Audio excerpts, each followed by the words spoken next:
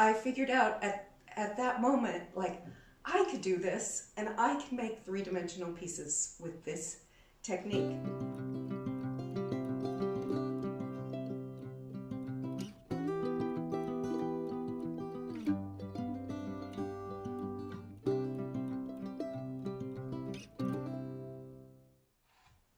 This is a method of paper mache that I developed myself. As far as I know, there's nobody else doing this, but I wanted to share it with people so that people would be able to use this technique.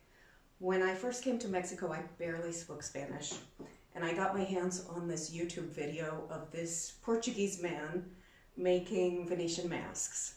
And he was doing exactly this. He was putting paper into a plaster mold, and he was finishing the masks this way. Beautiful masks. But I had to listen to this video like 10 times because, Portuguese and Spanish are different, and I didn't really even hardly speak Spanish. So I did learn how to do it, and I figured out at that moment, like, I could do this, and I can make three-dimensional pieces with this technique. And that's how I started making plaster molds and making the flanges in order to put the pieces together in order to do my technique of paper mache in molds, in plaster molds.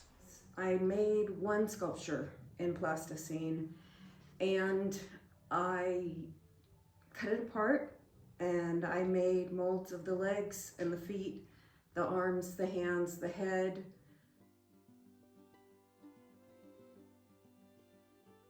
To make 11 sculptures.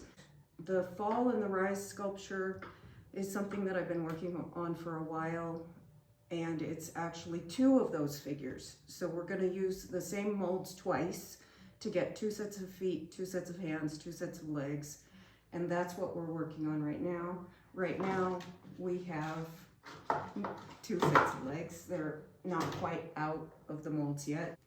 This is the front. So this is one of the legs that's going to get put together. They're really the easiest thing to show.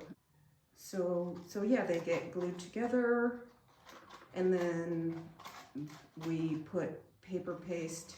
After they're dry, we put paper paste in here. They get clamped. So this one is clamped, and it's ready to have the paper paste put into it. Then the flange will get cut off. But what I wanted to show you is a little bit more about the molds. So this is the mold for the legs, which is going to be used in probably 8 or 9 out of 11 of the sculptures that I'm making. And what was here was plasticine. So this mold fits together this way. The feet are more complicated.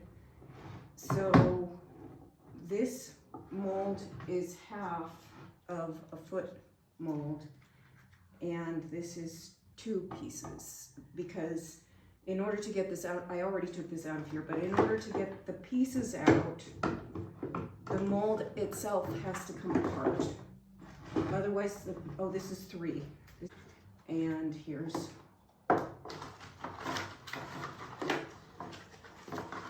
the front of the foot. And there's another piece of this mold. I don't know where it is. But this whole mold goes together in the same way that this mold goes together. At some point, I'll do classes about plaster mold making. I keep saying that I want it to be non-toxic, and plaster is just way less toxic than polyurethane. And so that's how I came to working in this way.